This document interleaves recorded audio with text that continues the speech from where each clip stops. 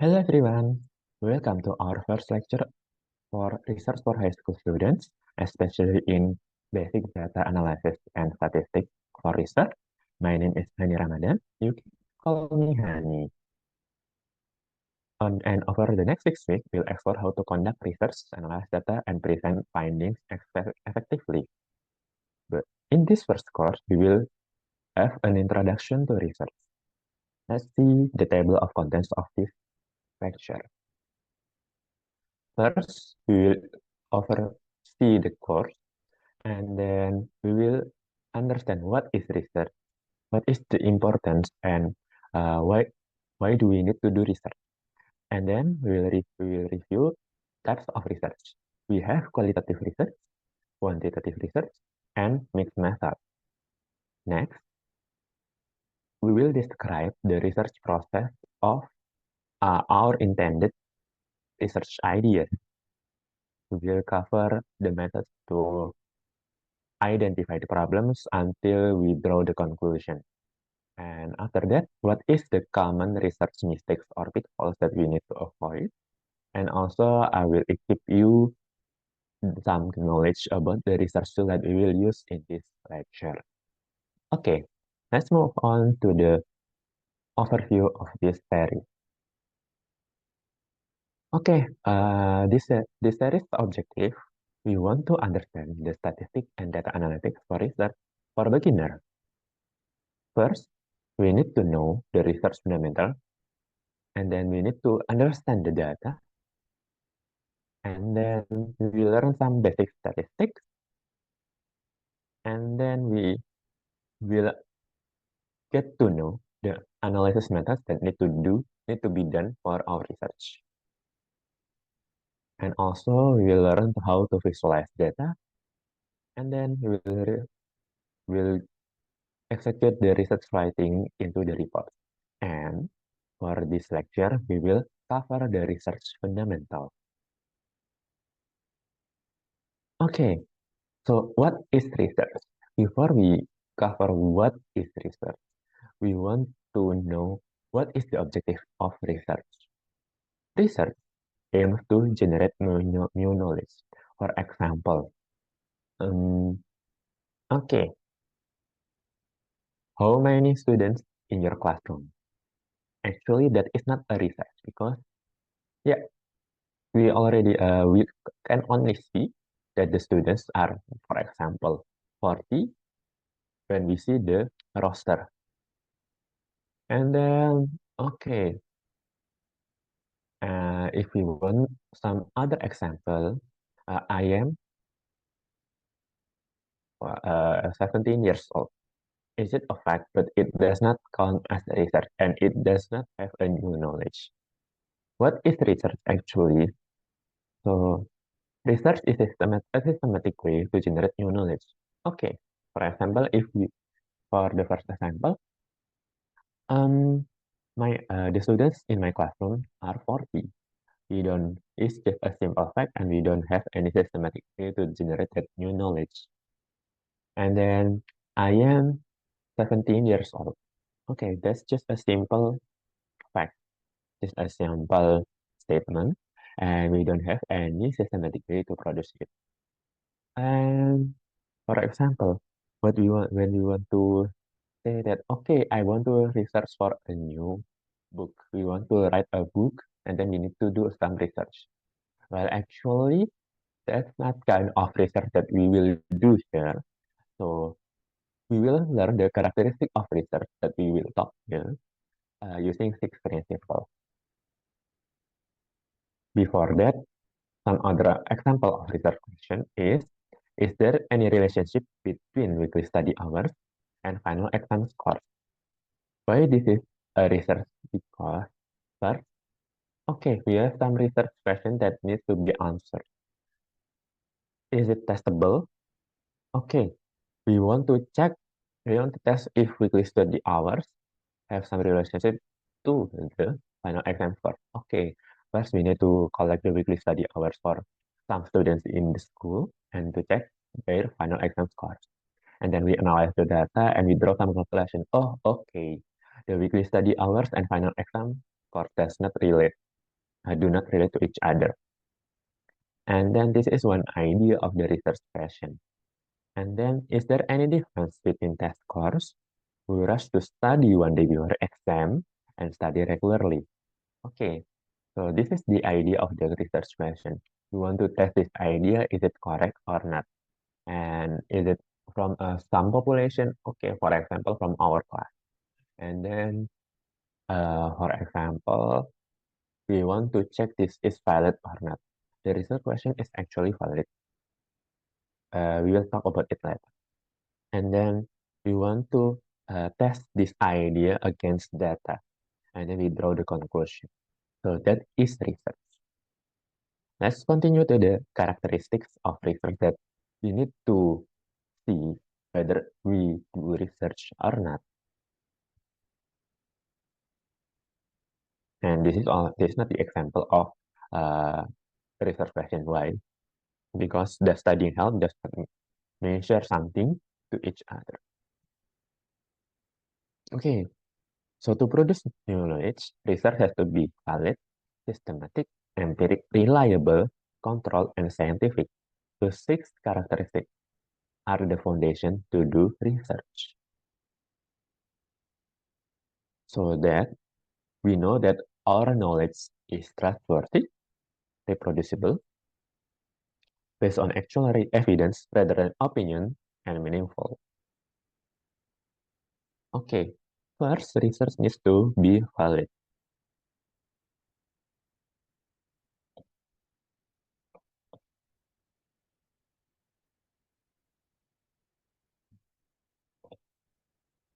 Okay, let's go back to the first research question. Is there any relationship between weekly study hours and final exam score? This research is valid. Why? When we request in this research question, we have some components. We need to use the final exam scores and we need to observe study hours accurately.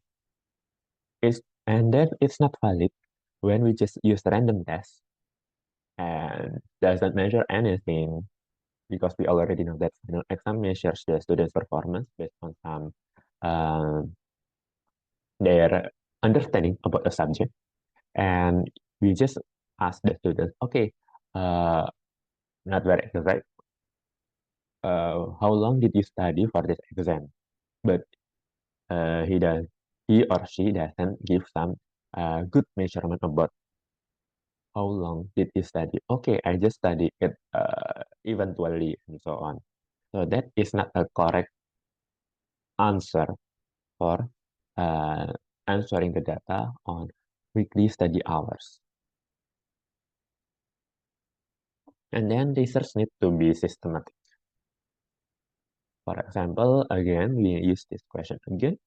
Is systematic because we use standardized exam and some procedures for all the students. First, we treat all the students the same way. Treat the students first for the exam, and then we do the exam, and students submit the exam nearly at the same time. So this is when we collect the final exam score data. And also, we then analyze the data, and we draw the conclusion. And this research will not be systematic if we mix the students who are not brief. For example, the students coming late to the classroom, and then the students cannot come to the classroom and um, follow the cover exam for the final exam. So if we mix the students, we cannot get a systematic approach of the research. And then research need to be empiric. What is empiric actually? Yeah, uh, we what does it mean by empiric? We use some quantifiable uh, measurements, and also we conduct it with a group of people or maybe group of data, group of participants, and then we don't actually try to ask opinion or belief of each student. We measure the exam score, and we do not ask the opinion. Okay, what how long the study hours that you have done in the past years. This is not relevant because we actually ask them the study hours for the final exam, and it is based on the participant. It's not empiric when the it's not empiric when the scores are based on what feels like. Okay, the scores are. I feel likely should the students A exam score should not be like 60. Maybe I'll revise it to 80 and so on. So it will be not empiric. We have some opinions on the data and we should not impose our opinion to the data because we have some knowledge about the student A. So this is not good for our research. And then research need to be reliable. This research will be reliable within the same research question if you use the consistent testing condition, which can be used again later and the results will be similar. For example, okay, for this final exam, we use a set of questions, right? And we need to be sure that the exam question will be relatively the same to the other participants. So maybe in some context that in one classroom, a student may have different questions that need to be measured. That the question will measure the same understanding. So that's the idea. And if we repeat it with the similar question, the students will have similar answers. So that's the idea of the research reliability. Research is not reliable when the testing conditions cannot be reproduced or the results are significantly different. Okay, when we change the question, the result will be different. If we test another understanding of the exam of the subject, the student will answer differently. So it is not good on this idea if we put it into a research. And then research need to be controlled. So in this research question, is there any relationship between weekly study hours and final exam score? It's controlled when we use the consistent testing condition for all participants. Okay, similar with the first one, the second one, sorry, the systematic.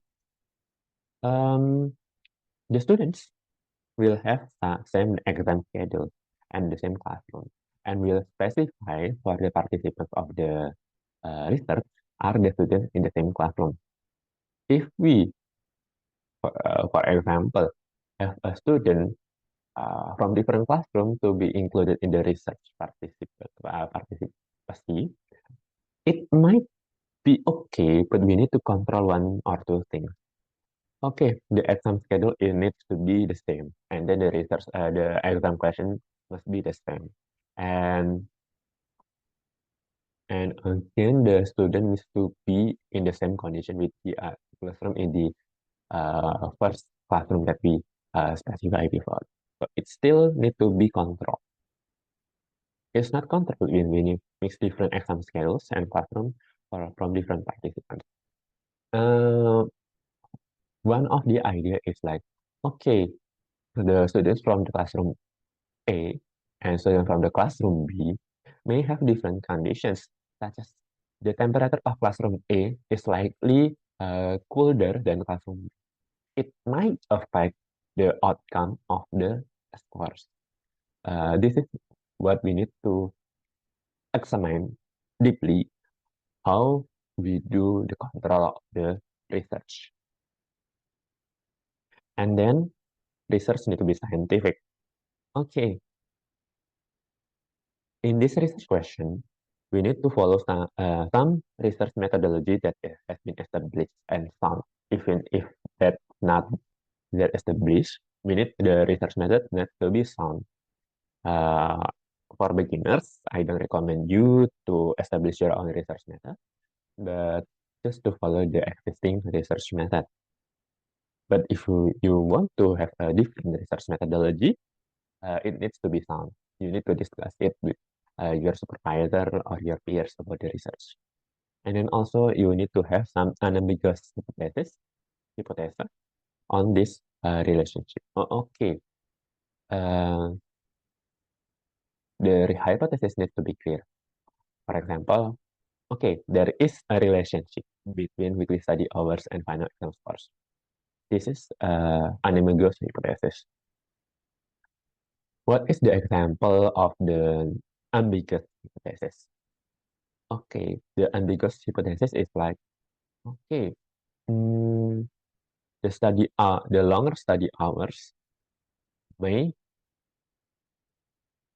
may impact the final exam scores, but in some conditions, for example, in different weathers and so on. So that's an ambiguous hypothesis. And also, the research cannot be called scientific if we make conclusion with evidence. In this context, the scientific way to do this research is we collect the data and then analyze the data and test our hypothesis against the data. If we just draw conclusion without the data or some analysis, it is not a research and it is not scientific.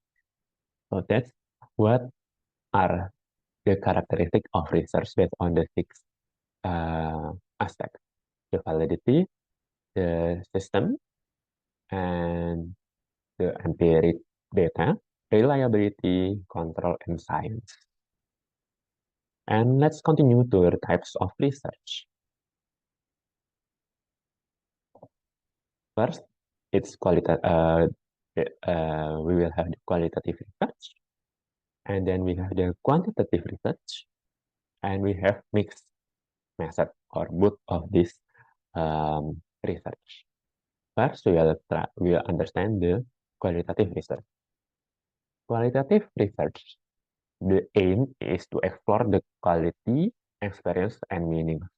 So it's quite the data is subjective to the participants, not the researcher.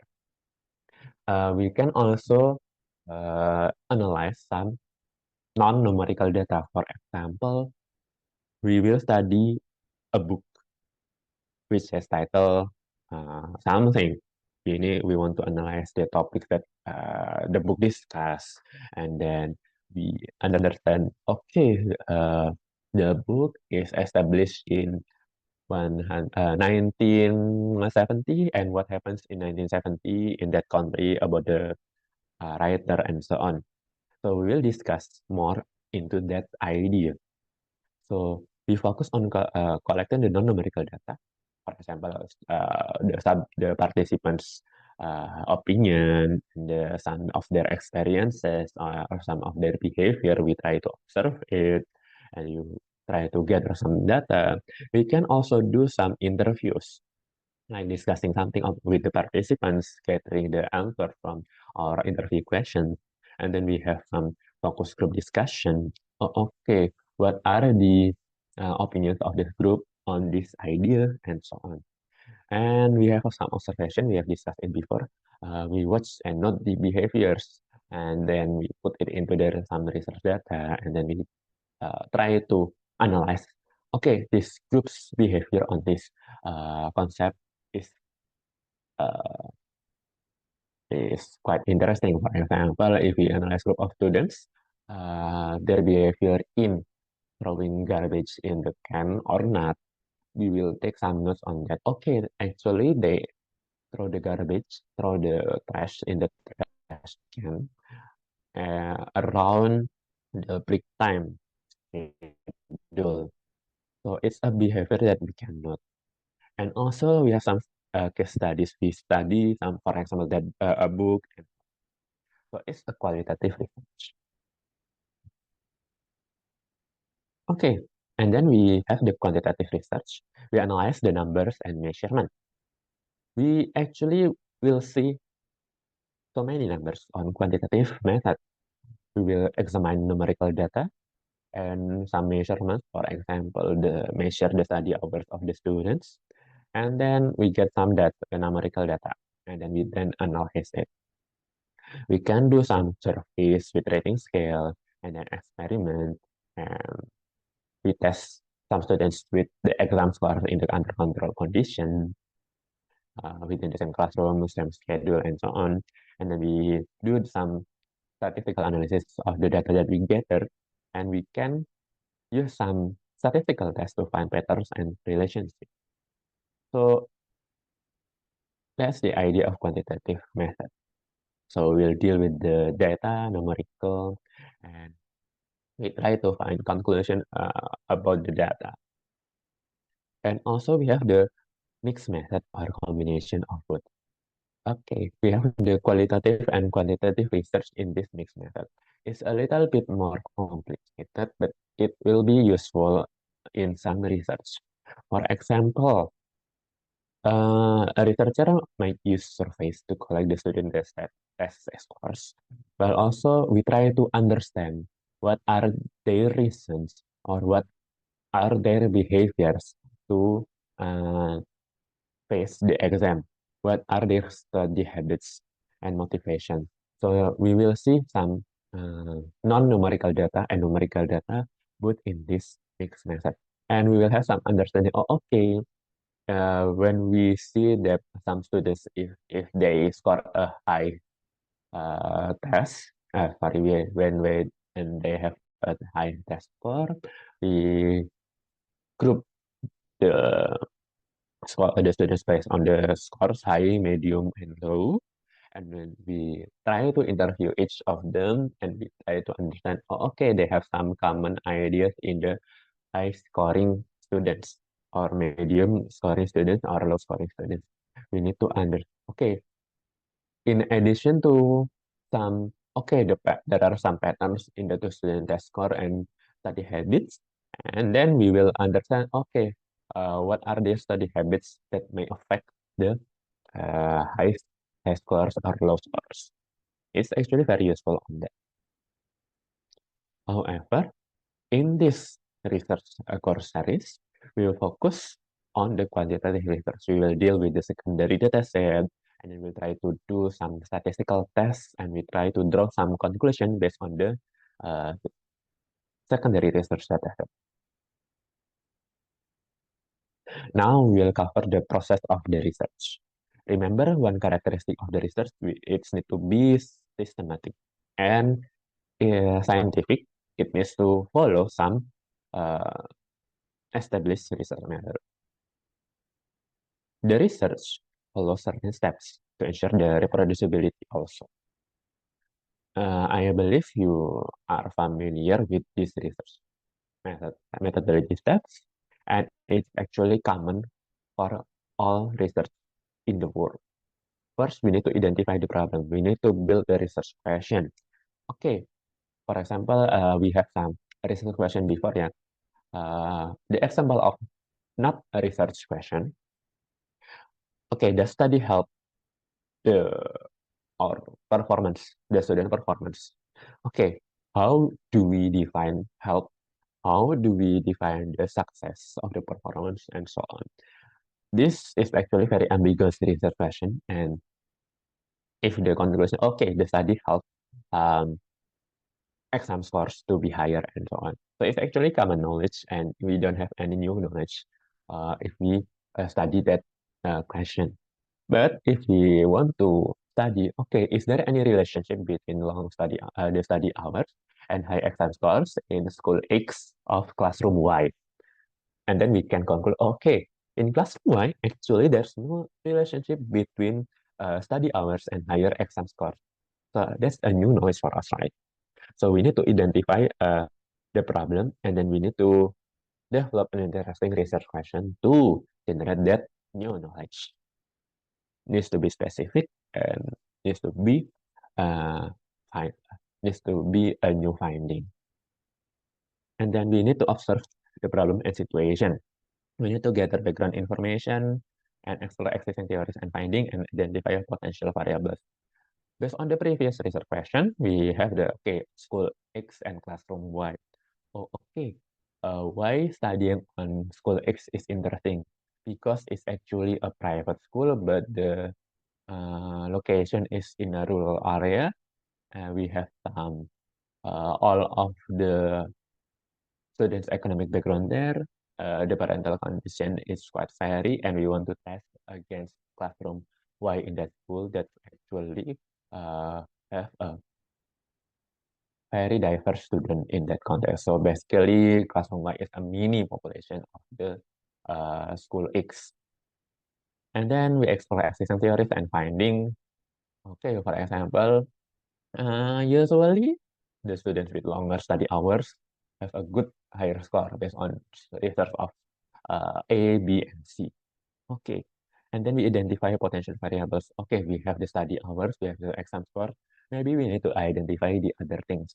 Maybe the student's background, and then the economic level of the parents, and then uh, are the parents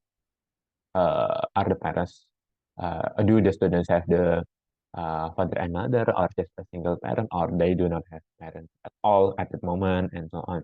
So it's interesting to identify potential variables to discuss in the research, right? So we need to observe what are potential variables, potential background covering the data. And then we formulate hypothesis. We need to have some, okay, I have some ideas or prediction about this research. I believe that longer study hours can give a good performance on their final exam. And then on the classroom Y, it is testable, and then we can refute or support it through the data. And then we collect the data through experiment, survey, interview, or a secondary data set. We can use like the secondary data sets maybe for their attendance in classroom, and then we can ask them about how long do they study in the in their home, and how do they what are their habits in those study hours, and so on. And then after we collect the data, we analyze the data, we need to identify the patterns and any relationship based on the statistical test. And then we draw conclusion based on the test to reject or to support our hypothesis. And then we have some research mistakes we need to avoid. First, unclear research question. I want to study social media. It's really vague and it's not that clear about, okay, what are the populations? What are the study? What are the participants? Uh, but we want to say, in the research, we want to say, how does social media usage affect the patterns about among high school students? This is important because it's specific and measurable. We have sleep patterns. Okay, they start sleep at what time, and they uh, wake up at what time, and so on. And then we have the poor data selection. We need to have the reliable sources and check when the data collected are they relevant to our study or not, and we need to verify the data quality. So that's why we need to check the data in the some tools. We need one tool cover it later.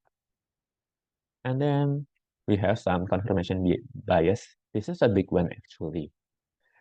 We do not cherry pick the data.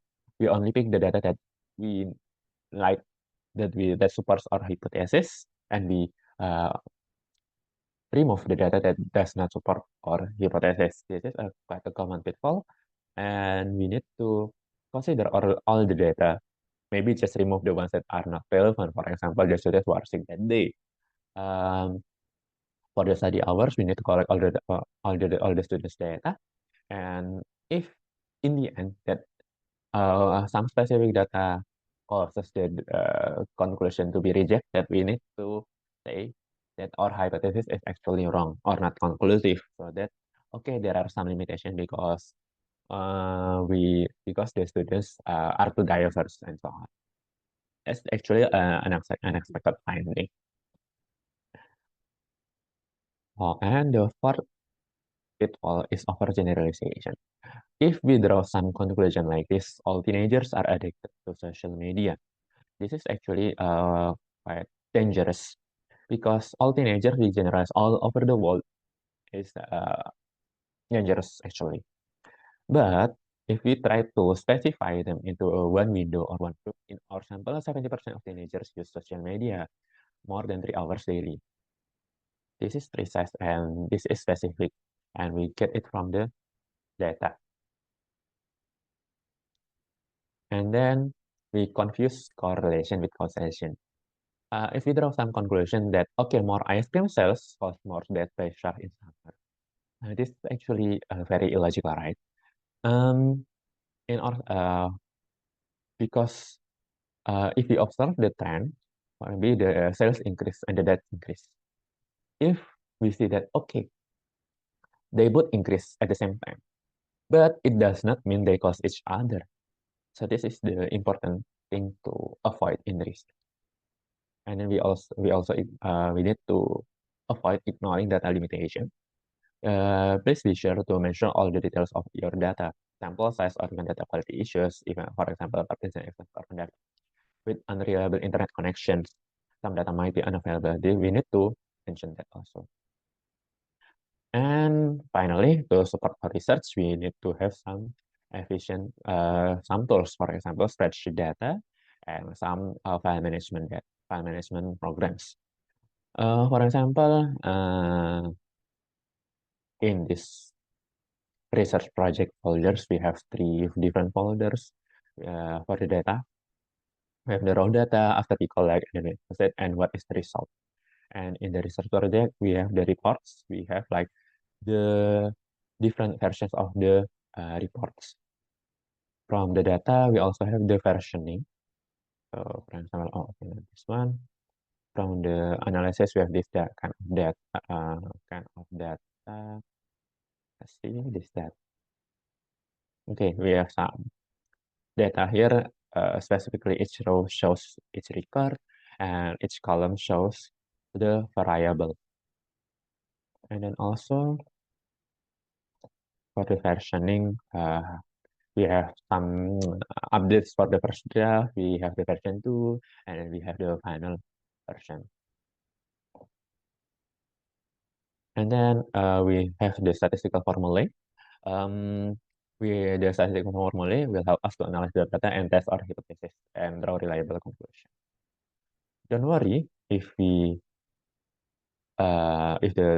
research steps are a little bit confusing or challenging, we will run each step in the upcoming courses. Okay, let's conclude our lecture today. Okay, what is research? Research is systematic way to answer questions using evidence must be valid, empiric, systematic, reliable, and controlled and scientific.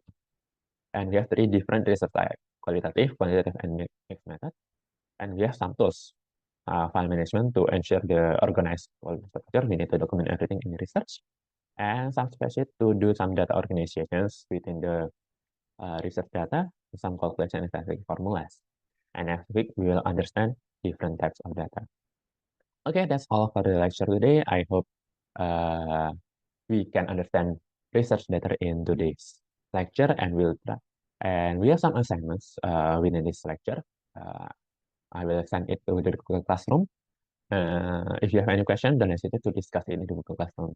So thank you. Have a nice day.